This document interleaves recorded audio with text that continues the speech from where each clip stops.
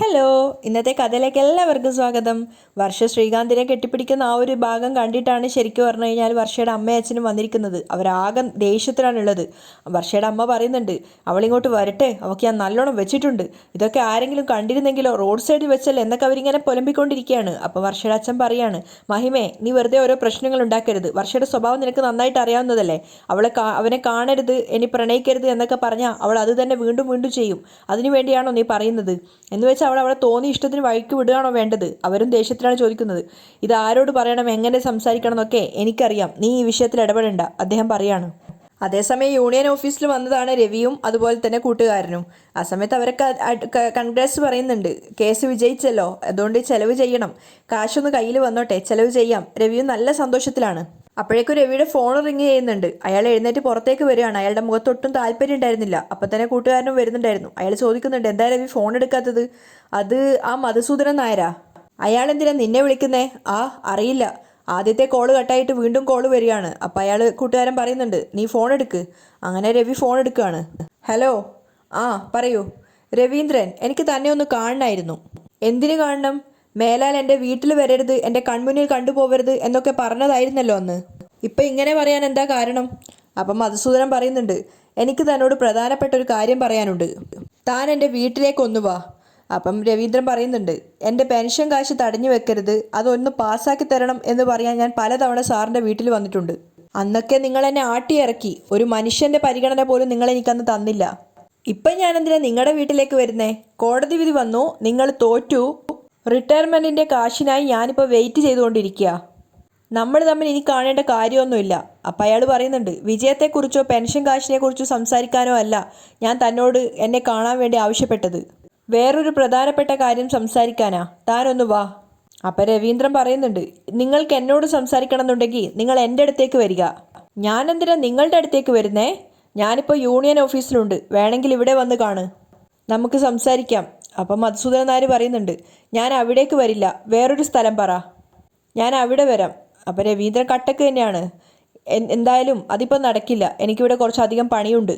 എവിടെ വെച്ച് എപ്പോൾ കാണണമെന്ന് ഞാൻ പിന്നീട് പറയാം, അവിടെ വെച്ച് തന്നെ കണ്ടാൽ മതി. ഓക്കെ എന്നാൽ ശരി എന്നാൽ എന്ന് പറഞ്ഞിട്ട് രവീന്ദ്രൻ പെട്ടെന്ന് തന്നെ കോള് കട്ട് ചെയ്യാണ്. അപ്പം കൂട്ടുകാരൻ ചോദിക്കുന്നുണ്ട്, എന്താ അയാൾ പറയുന്നത്? അയാൾക്ക് എന്നെ കാണണമെന്ന്, എന്തോ പ്രധാനപ്പെട്ട കാര്യം സംസാരിക്കാനുണ്ടെന്ന്. ഇനി എന്ത് സംസാരിക്കാനാ? എന്തോ കാര്യമുണ്ട്, അതാ താഴ്മയോടെ സംസാരിക്കുന്നേ, പണ്ടത്തെ പോലൊന്നുമല്ല. എന്തായാലും നോക്കാം, അയാളുടെ ആവശ്യമല്ലേ, പുറകെ വരട്ടെ. മധുസൂദനൻ കോള് കട്ട് ചെയ്തപ്പോൾ മഹിമ ദേഷ്യത്തോടെ പറയുന്നുണ്ട്, എന്തൊരു അഹങ്കാരമാണ് അയാൾക്ക്, നിങ്ങൾ അയാളെ വിളിക്കേണ്ടിയിരുന്നില്ല, പറയുന്നത് കേട്ടിട്ടില്ല അയാൾ. അപ്പം അദ്ദേഹം പറയാണ്, വേറെ എന്താ ചെയ്യേണ്ടത്? നിന്റെ മോള് കാരണം അയാളോട് എനിക്ക് അങ്ങനെയൊക്കെ സംസാരിക്കേണ്ടി വന്നു. ഓ, ഇപ്പം എൻ്റെ മോള്, മുമ്പ് അങ്ങനെ ആയിരുന്നില്ലല്ലോ, നിങ്ങളാ എല്ലാത്തിനും അവൾക്ക് വളം വെച്ച് കൊടുത്തിരുന്നത്. നടു റോഡിൽ വെച്ച്, ആരെങ്കിലും കണ്ടിരുന്നെങ്കിൽ പുറത്തിറങ്ങി നടക്കാൻ പറ്റുമായിരുന്നോ?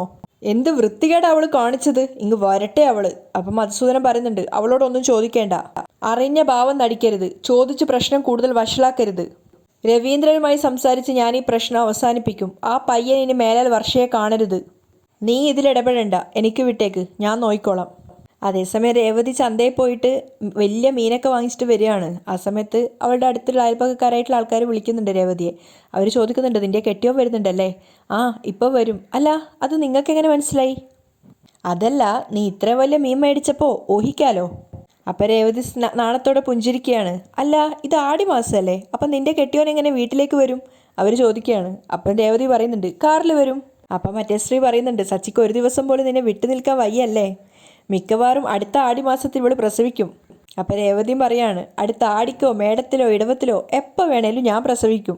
നിങ്ങൾക്കെന്താ, കുഞ്ഞിൻ്റെ നൂല് കെട്ടിന് ഞാൻ വിളിക്കാം, അപ്പോൾ വന്നേക്കണം കേട്ടോ. ഞാൻ പോട്ടെ, സച്ചിയേട്ടൻ ഇപ്പോൾ വരും. എന്നിട്ട് രേവതി മീനും കൊണ്ട് അവിടുന്ന് പോവുകയാണ്. അവർ പരസ്പരം പറയുന്നുണ്ട്, അവളുടെ സന്തോഷം കണ്ടില്ലേ. അതേസമയം രേവതിയുടെ വീട്ടിൽ രേവതിയുടെ അമ്മ അനിയനോടും അനിയത്തിയോടും പറയുന്നുണ്ട്, രേവതി എങ്ങോട്ടേക്കോ ഇറങ്ങി പോയിട്ടാണ് ഉള്ളതെന്ന്. അപ്പം അനിയൻ ചോദിക്കുന്നുണ്ട്, ശരത്ത് ചോദിക്കുന്നുണ്ട്, എങ്ങോട്ടേ പോകുന്നതെന്ന് ചേച്ചി പറഞ്ഞില്ലേ? ഇല്ലടാ, സച്ചിയുടെ ഫോൺ വന്നതിന് പിന്നാലെ തന്നെ അവൾ പോവുമായിരുന്നു, അപ്പോൾ തന്നെ പേഴ്സും എടുത്ത് പുറത്തേക്ക് ഇറങ്ങി പോയതാ. അപ്പം ശരത്ത് പറയുന്നുണ്ട്, ഞാൻ പോയൊന്ന് നോക്കിയിട്ട് വരാം. പക്ഷെ അവൻ ഉമ്മറത്തെത്തുമ്പോഴേക്കും രേവതി കയ്യിൽ വലിയ മീനൊക്കെ ആയിട്ട് സന്തോഷത്തോടെ നിറഞ്ഞ ചിരിയോടെ നടന്നു വരികയാണ്. അമ്മേ, ചേച്ചി മാർക്കറ്റിൽ പോയതാ, ദേ വരുന്നു. ശരത്ത് വിളിച്ചു പറഞ്ഞ കേട്ടിട്ട് രേവതിയുടെ അമ്മയും അനിയത്തിയും പുറത്തേക്ക് വരികയാണ്. അപ്പോൾ രേവതിയുടെ അമ്മക്ക് ആകെ വെപ്രാളാവുന്നുണ്ട്. അവർ മുറ്റത്തേക്ക് ഇറങ്ങി ചെന്നിട്ട് രേവതിയോട് ചോദിക്കുകയാണ്, സച്ചി ഇങ്ങോട്ടേക്ക് വരുന്നുണ്ടോ? വരുന്നുണ്ട്, ഇപ്പം എത്തും. പെട്ടെന്ന് തന്നെ കറി ഉണ്ടാക്കണം. രേവതി മീനും കൊണ്ട് അകത്തേക്ക് കയറി പോകാൻ നോക്കുകയാണ്. അപ്പോഴേക്കും രേവതിയുടെ അമ്മ കൈ തടഞ്ഞു വെച്ചിട്ട് ചോദിക്കുന്നുണ്ട്, എടി നീ എന്താ ഈ പറയുന്നത്? അവൻ എന്തിനാ ഇങ്ങോട്ടേക്ക് കയറി വരുന്നത്? ഭക്ഷണം കഴിക്കാനമ്മേ, ഞാൻ വീട്ടിലില്ല എന്ന് ഓർമ്മിക്കാതെ വീട്ടിലേക്ക് കയറി ചെന്നു. അമ്മ അവിടെ ഭക്ഷണമൊന്നും ഉണ്ടാക്കി വെച്ചിട്ടില്ലെന്ന്. ഇവിടെ ഭക്ഷണം ഉണ്ടോ എന്ന് എന്നെ വിളിച്ച് ചോദിച്ചു. ഞാൻ ഇങ്ങോട്ട് വരാൻ പറഞ്ഞു. ഓ, ഞാൻ ഇങ്ങോട്ട് വരാൻ പറഞ്ഞു എന്ന്. നിനക്ക് ബോധമില്ലേ രേവതി? അപ്പം രേവതിക്ക് ദേഷ്യം വരികയാണ്. എനിക്ക് നല്ല ബോധമുണ്ട്. എന്താ കണ്ടിട്ട് തോന്നുന്നില്ലേ? ഇനി തെളിവിനായിട്ട് ഡോക്ടറുടെ സർട്ടിഫിക്കറ്റ് വല്ലതും ഹാജരാക്കണോ? രേവതിയുടെ തമാശ കേട്ടിട്ട് ശരത്തിനും ദേവുവിനും ചിരി വരികയാണ്. രേവതി, ഇത് ആടി മാസമല്ലേ? അവളുടെ അമ്മക്ക് ടെൻഷൻ ആവുകയാണ്. ആടി മാസത്തിൽ സച്ചിയേട്ടൻ എൻ്റെ വീട്ടിലേക്ക് വന്നാൽ എന്താ? രേവതി തിരിച്ചു ചോദിക്കുന്നുണ്ട്. അപ്പോൾ രേവതിയുടെ അമ്മ ആകെ ടെൻഷനായിട്ട് പറയുന്നത്, നീ അവനെ വിളിച്ച് ഹോട്ടലിൽ നിന്ന് ഭക്ഷണം കഴിക്കാൻ പറ. അമ്മയെ ഹോട്ടലിൽ നിന്ന് ഭക്ഷണം കഴിച്ചാൽ ഞാൻ ഉണ്ടാക്കിയ പോലെ ആവുമോ? പാവം, നല്ല വിശപ്പ് കാണും. ഞാനിത് പെട്ടെന്നൊന്ന് കറിയാക്കട്ടെ എന്ന് പറഞ്ഞുകൊണ്ട് രേവതി അകത്തേക്ക് കയറി പോവാണ്. പക്ഷേ വെപ്രാളത്തോടു കൂടി പിന്നാലെ പോയിട്ട് രേവതിയുടെ അമ്മ പറയുന്നുണ്ട്, രേവതി എനിക്ക് പേടിയാവുക.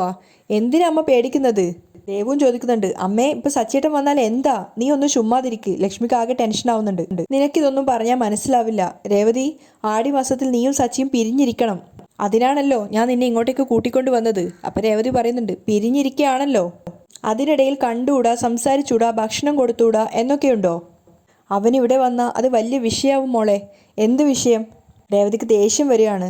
അദ്ദേഹത്തിന് ഒരു നേരത്തെ ഭക്ഷണം ഉണ്ടാക്കി കൊടുത്താൽ ഭൂമി കീഴ്മേൽ മറിയോ?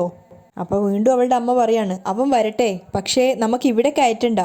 ആ കൃഷ്ണ ഹോട്ടലിൽ നിന്ന് കഴിച്ചോളാൻ പറയാം, അത് അടുത്താണല്ലോ. അത് കേട്ടതും ദേഷ്യവും സങ്കടവും കൊണ്ട് രേവതി പറയുന്നുണ്ട്, എന്നെ വെറുതെ ദേഷ്യം പിടിപ്പിക്കല്ലേ. സച്ചിയേട്ടൻ വീട്ടിൽ വരുന്നു എന്ന് പറഞ്ഞാൽ സന്തോഷം കൊണ്ട് തുള്ളിച്ചാടുന്ന ആളാ.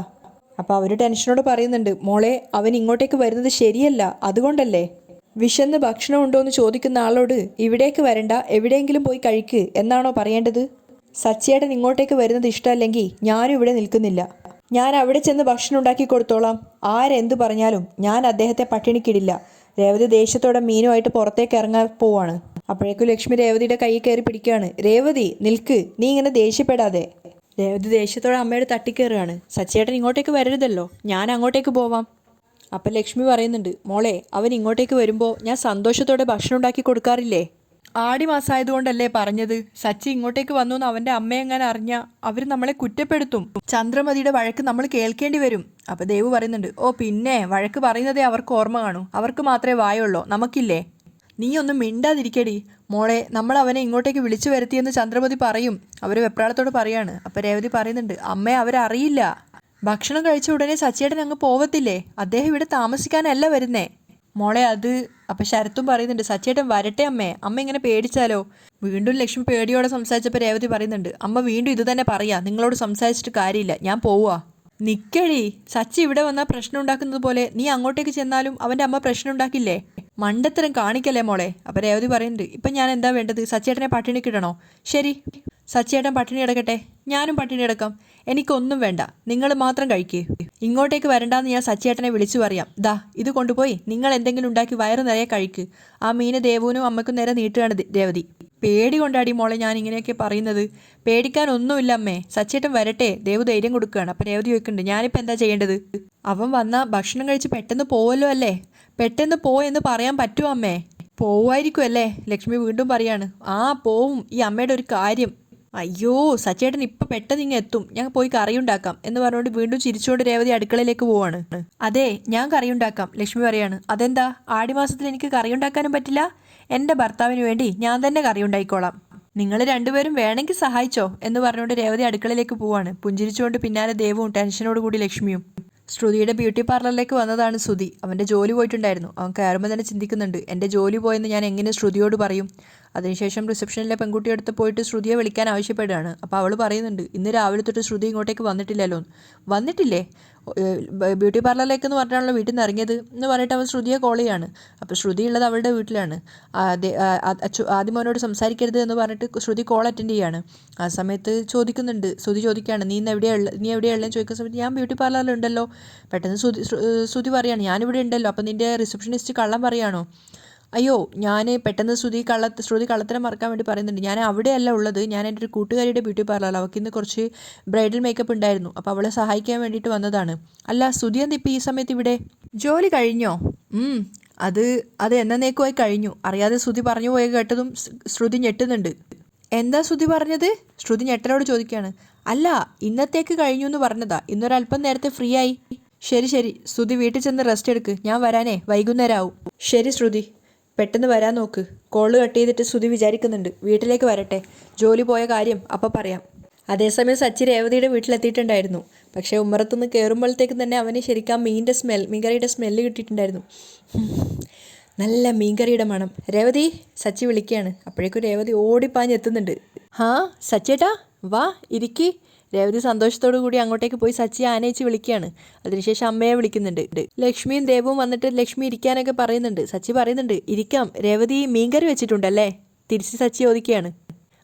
അതെ, മീൻകറിയുടെ മണം പുറത്തെത്തുന്നുണ്ട്. അച്ചമ്മ മീൻകറി ഉണ്ടാക്കുമ്പോഴും ഇങ്ങനെ തന്നെയാ, മീൻകറിയുടെ മണം പുറത്തു അച്ചമ്മ മീൻകറി ഉണ്ടാക്കുമ്പോഴും അയൽവക്കത്തുള്ളവരുടെ നാവിലൊക്കെ വെള്ളം വരും. അപ്പം രേവതി പറയുന്നുണ്ട് മീൻകറി മാത്രമല്ല, മീൻ കൊണ്ടുള്ള പല ഐറ്റം ഉണ്ടാക്കിയിട്ടുണ്ട്, വാ. ആഹാ, അപ്പം വിചാരിച്ചതുപോലെയല്ല, രേവതി ഭയങ്കര ലാവിഷാണല്ലേ? അപ്പം ദേവു പറയുന്നുണ്ട് ഏയ് സച്ചേട്ടൻ വരുന്നതുകൊണ്ട് ഉണ്ടാക്കിയതാ. അയ്യോ അതൊന്നും വേണ്ടായിരുന്നു, ബുദ്ധിമുട്ടായോ? സച്ചി ചോദിക്കുന്നുണ്ട്. അപ്പം രേവതി പറയാണ് ഏയ് എന്ത് ബുദ്ധിമുട്ട്, നിങ്ങൾ വന്നല്ലോ, സന്തോഷമായി എനിക്ക്. അപ്പോഴേക്കും ശരത്ത് വന്നിട്ട് ദേവുവിനോട് കുടിക്കാൻ കൊടുക്കാനൊക്കെ പറയുന്നുണ്ട്. അപ്പം സച്ചി പറയാണ് എനിക്ക് കുടിക്കാനൊന്നും വേണ്ട, നല്ല വിശപ്പുണ്ട്, ഭക്ഷണം തന്നെ മതി. അങ്ങനെ ചോറ് തിന്നാൻ വേണ്ടിയിട്ട് എല്ലാവരും കൂടെ പോവാണ്. പക്ഷെ ആ സമയത്തൊക്കെ ലക്ഷ്മിയുടെ ഉള്ളിൽ ഇങ്ങനെ കാളുകയാണ്. രേവതി സച്ചിക്കുള്ള ഭക്ഷണമൊക്കെ വിളമ്പുകയാണ്. അപ്പോഴേക്കും കൈ കഴുകിയിട്ട് സച്ചി വന്നിരുന്നിട്ടുണ്ടായിരുന്നു. അപ്പം സച്ചി പറയുന്നുണ്ട് ശരത്തിനോടും ദേവുവിനോടൊക്കെ ഇരിക്കാൻ വേണ്ടിയിട്ട്, അമ്മേനോടൊക്കെ. അപ്പം അവരൊക്കെ പറയുന്നുണ്ട് ഞങ്ങൾ പിന്നീട് കഴിച്ചോളാം. പക്ഷേ സച്ചി അതൊന്നും കേൾക്കുന്നില്ല. എല്ലാവരും കൂടെ ഒരുമിച്ചിരുന്ന് കഴിക്കണം എന്നാണ് സച്ചി പറയുന്നത്. എല്ലാവരും ഇരിക്കാൻ മടി കാണിക്കുമ്പോൾ സച്ചി പറയുന്നുണ്ട് ഇങ്ങനെയുള്ള അവസരമൊന്നും എനിക്ക് ഒരുപാട് കിട്ടാറില്ലല്ലോ, കല്യാണത്തിന് മുമ്പ് ഞാൻ ഒറ്റയ്ക്ക് ഇരുന്നാണ് ഭക്ഷണം കഴിച്ചുകൊണ്ടിരുന്നത്. ചില ദിവസങ്ങളിൽ എൻ്റെ അച്ഛൻ എനിക്ക് വിളമ്പിത്തരും, മിക്ക ദിവസങ്ങളിലും ഞാൻ തന്നെ എടുത്ത് കഴിക്കാറാ പതിവ്. നിങ്ങൾ ഇരിക്കേ. അങ്ങനെ നിർബന്ധിച്ചപ്പം ദേവും ശരത്തും ഇരിക്കുന്നുണ്ട്. പക്ഷെ അപ്പോഴും ലക്ഷ്മിയുടെ ഉള്ളിൽ ഇങ്ങനെ ടെൻഷൻ ആവുകയാണ്. സച്ചിക്കും ശരത്തിനും രേവതി വിളമ്പി കൊടുത്തപ്പോഴേക്കും രേവതിയുടെ കയ്യിൽ നിന്ന് പ്ലേറ്റ് വാങ്ങിയിട്ട് ദേവുവിനുള്ള ചോറൊക്കെ സച്ചിയാണ് വിളമ്പി കൊടുക്കുന്നത്. അപ്പം കറികളൊക്കെ വിളമ്പുമ്പോൾ രേവതി ചോദിക്കുന്നുണ്ട് വീട്ടിൽ അമ്മ ഒന്നും ഉണ്ടാക്കിയില്ലേ? ഇല്ല രേവതി, ഞാൻ ചെല്ലുമ്പോൾ പാത്രങ്ങളെല്ലാം കഴുകി കമഴ്ത്തി വെച്ചിരിക്കുക. ഓ, അമ്മ നല്ല ഉറക്കത്തിലും. അപ്പോൾ അച്ഛൻ ഭക്ഷണം കഴിച്ചില്ലേ? രേവതി ചോദിക്കുകയാണ്. ഞാൻ അച്ഛനെ വിളിച്ചായിരുന്നു, അച്ഛൻ യൂണിയൻ ഓഫീസിൽ നിന്ന് കഴിച്ചിട്ട് വരാമെന്ന് പറഞ്ഞു. അപ്പോൾ ദേവ് ചോദിക്കുകയാണ് അപ്പോൾ ശ്രുതി ഭക്ഷണമൊന്നും ഉണ്ടാക്കില്ലേ? ആര്, പവർ ഏട്ടത്തിയോ? ഭക്ഷണം ഉണ്ടാക്കാൻ പോയിട്ട് മര്യാദയ്ക്ക് ഭക്ഷണം കഴിക്കാൻ പോലും അവൾക്കറിയത്തില്ല. അവള് ജ്യൂസാ കഴിക്കാറ്. അല്ല ചേച്ചിയൊന്നും പറഞ്ഞില്ലേ? കഴിക്കേ, രേവതി പ്രണയത്തോടെ പറയാണ്. അപ്പോൾ സച്ചി ആസ്വദിച്ച് ഭക്ഷണം കഴിക്കുന്നുണ്ട്. ആ സമയത്തൊക്കെ ലക്ഷ്മിയുടെ ഉള്ളിൽ നിന്ന് ഇങ്ങനെ ടെൻഷൻ ആവുകയാണ്. അപ്പോൾ രേവതി പ്രണയത്തോടെ പറയുന്നുണ്ട് നേരത്തെ വിളിച്ചു പറഞ്ഞിരുന്നെങ്കിൽ കുറച്ച് കറികൾ കൂടി ഉണ്ടാക്കായിരുന്നു, ഇത് പോരെ, ഇത് തന്നെ കൂടുതലാ. എന്താ രുചി, മീൻകറിയുടെ മണം അടിച്ചാൽ തന്നെ വിശപ്പ് മാറും. സൂപ്പർ രേവതി. അപ്പോൾ ദേവും പറയുന്നുണ്ട് ചേച്ചി മാർക്കറ്റിൽ പോയി ഫ്രഷ് മീൻ വാങ്ങിച്ചുകൊണ്ട് വന്നതാ ചേട്ടന് വേണ്ടി. സച്ചിക്ക് മാത്രം വിളമ്പിക്കൊടുത്തപ്പോൾ അവൻ പറയുന്നുണ്ട് അവർക്ക് കൂടി വിളമ്പിക്കൊടുക്ക്, ശരത്തേ കഴിക്കടാ. അങ്ങനെ സച്ചി ആസ്വദിച്ച് കഴിക്കുന്നതിനിടയിലാണ് ലക്ഷ്മി പറയുന്നത് സച്ചി വേഗം കഴിക്ക്, സമയം പോകുന്നു. പെട്ടെന്ന് സച്ചി അടക്കം എല്ലാവരും ഞെട്ടുകയാണ്. സച്ചി ചോദിക്കുന്നുണ്ട് സമയം പോവാനോ? അപ്പോൾ രേവതി പല്ലുറുമിക്കൊണ്ട് വിളിക്കുകയാണ് അമ്മേ. അപ്പം ലക്ഷ്മി പെട്ടെന്ന് തന്നെ പറയാണ് അല്ല സമയം വൈകിയില്ലേ, നല്ല വിശപ്പുണ്ടല്ലോ, വേഗം കഴിക്കുമെന്നാണ് പറഞ്ഞത്. നല്ല വിശപ്പുണ്ട് സച്ചിയാണ് പറയുന്നത്. അതിനുശേഷം അവൻ ഭക്ഷണം കഴിക്കാൻ വേണ്ടി തിരിഞ്ഞപ്പോഴേക്കും രേവതി അമ്മയോട് പറയുന്നുണ്ട് മിണ്ടാതിരിക്കുക. മറ്റുള്ളവർക്ക് എല്ലാവർക്കും സച്ചി അല്ലാത്ത എല്ലാവർക്കും കാര്യം മനസ്സിലായിട്ടുണ്ടായിരുന്നു. അപ്പോൾ സച്ചി ഭക്ഷണം കഴിച്ചിട്ട് വീണ്ടും രേവതിയോട് പറയാണ് സൂപ്പർ രേവതി, വേറെ ലെവലാ. വീട്ടിലെ അമ്മ ഭക്ഷണം ഉണ്ടാക്കാത്തത് നന്നായി, എല്ലാ ദിവസവും ഇവിടെ വന്ന് ഭക്ഷണം കഴിക്കാനാ തോന്നുന്നേ. അത് കേട്ടത് ലക്ഷ്മി ഞെട്ടുകയാണ്. എന്താ പറഞ്ഞത്, ദിവസവും വരുന്നോ? സച്ചി അവരെങ്ങനെ മാറി നോക്കുകയാണ്. അപ്പോൾ രേവതി വീണ്ടും ദേഷ്യത്തോടെ അമ്മേ എന്ന് പറയാൻ. അപ്പോൾ ലക്ഷ്മി പറയുന്നുണ്ട് അല്ല ദിവസവും വരുന്നത് ബുദ്ധിമുട്ടല്ലേ, അതും ഇത്രയും ദൂരം? ഒരു ബുദ്ധിമുട്ടുമില്ല. സച്ചി പുഞ്ചിരിച്ചുകൊണ്ട് പറയാണ് നല്ല ഭക്ഷണം കിട്ടുമെങ്കിൽ എത്ര ദൂരം വേണമെങ്കിലും തേടിപ്പോവും, ദൂരം ഒരു പ്രശ്നമല്ല അല്ല കുട്ടികളെ എന്ന് പറഞ്ഞുകൊണ്ട് സച്ചി ആസ്വദിച്ച് ഭക്ഷണം കഴിക്കുകയാണ്. ലക്ഷ്മി പക്ഷെ അപ്പോഴും ടെൻഷനോടെയാണ് നിൽക്കുന്നത്. അപ്പോൾ ദേവ് പറയുന്നുണ്ട് സച്ചേട്ടൻ എന്നും ഭക്ഷണം കഴിക്കുക, ഇങ്ങോട്ടേക്ക് വാ. സച്ചേട്ടൻ ഇതുപോലെ വരികയാണെങ്കിൽ ചേച്ചി എന്നും ഇതുപോലെ നല്ല നല്ല ഭക്ഷണം ഉണ്ടാക്കുമല്ലോ. അപ്പം ലക്ഷ്മി ദേഷ്യത്തോടെ പറയുന്നുണ്ട് വായടച്ച് ഭക്ഷണം കഴിക്കാൻ നോക്കടി. അപ്പം ദേവ് തമാശയാക്കാണ് വായടച്ചാൽ പിന്നെ എങ്ങനെ ഭക്ഷണം കഴിക്കും അമ്മേ? അത് കേട്ടത് സച്ചിയും രേവതി ശരത്തും ഒക്കെ പൊട്ടിച്ചിരിക്കുന്നുണ്ട്. സംസാരിക്കാതെ ഭക്ഷണം കഴിച്ച് എഴുന്നേക്കാൻ നോക്കുന്ന പറഞ്ഞത്. ആ അതെ അതെ, അച്ചമ്മ പറയാറുണ്ട് ഭക്ഷണം കഴിക്കുമ്പോൾ സംസാരിച്ചു കഴിഞ്ഞാൽ ശരീരത്തിൽ പിടിക്കില്ല എന്ന്. ആ ശരീരത്തിൽ പിടിക്കില്ല. ലക്ഷ്മിയും വിഷയം മാറ്റുകയാണ്. വീണ്ടും സച്ചി ഭക്ഷണം കഴിക്കുന്നത് തുടരുന്നുണ്ട്. സച്ചി പറയുന്നുണ്ട് രേവതി നീയും അമ്മയും കൂടെ ഇരിക്കാൻ നോക്ക്. പെട്ടെന്ന് ലക്ഷ്മി പറയുന്നുണ്ട് മോനെ ഞങ്ങൾ പിന്നെ കഴിച്ചോളാം, നീ പെട്ടെന്ന് കഴിച്ച് എഴുന്നേക്കാൻ നോക്ക്. രേവതി ആ കറി ഇത്തിരി എന്ന് പറയുമ്പോഴേക്കും ലക്ഷ്മി ഇടയിൽ കയറുകയാണ്. അയ്യോ പോരെ മോനെ, മതിയായില്ലേ? അപ്പോൾ സച്ചി അതിശയത്തോടെ അമ്മയെ നോക്കുകയാണ്. അപ്പോൾ രേവതി ശബ്ദം താഴ്ത്തി പറയുന്നുണ്ട്, അമ്മേ മിണ്ടാതിരിക്കേ, വയറ് നിറച്ച് കഴിക്കട്ടെ സച്ചേട്ടാ, പതിയെ വയറ് നിറച്ച് കഴിച്ചിട്ട് എഴുന്നേറ്റാ മതി. ഞാൻ അങ്ങനെ കഴിക്കത്തുള്ളൂ, പയ്യെ തിന്നാ മുള്ളും തിന്നാന്ന് പറയാറില്ലേ, ഞാൻ ഇതിൻ്റെ മുള്ളും തിന്നിട്ട് എഴുന്നേക്കുള്ളൂ. സച്ചി അവിടെ ഇരുന്നിട്ട് മുള്ളൊക്കെ വലിക്കുകയാണ്. സച്ചി ഭക്ഷണം കഴിക്കുന്നത് നോക്കി ആസ്വദിച്ച് രേവതിയും. പക്ഷെ ലക്ഷ്മിക്ക് നല്ല ടെൻഷനാണ്. സച്ചി ഏമ്പൊക്കെ ഇട്ടപ്പോൾ രേവതി ചോദിക്കുന്നുണ്ട്, അതേ മതിയായോ? മതി മതി മതി. അവൻ കൈ കഴുകാൻ വേണ്ടി എഴുന്നേറ്റ് പോയപ്പോൾ പിന്നാലെ തന്നെ രേവതിയും പോകുന്നുണ്ട്. പാത്രങ്ങളൊക്കെ എടുത്തുകൊണ്ട് ദേവു പിന്നാലെയും. അപ്പം ലക്ഷ്മി അങ്ങനെ ടെൻഷൻ അടിച്ച് നോക്കി നിൽക്കുകയാണ്. സച്ചിയും രേവതിയും പോയ വഴിക്ക് മുറിയിലോ മറ്റോ കയറുമോ എന്നുള്ളൊരു പേടിയാണ് ലക്ഷ്മിക്ക്. അവിടെയാണ് ഇന്നത്തെ എപ്പിസോഡ് വൈൻഡപ്പ് ചെയ്യുന്നത്.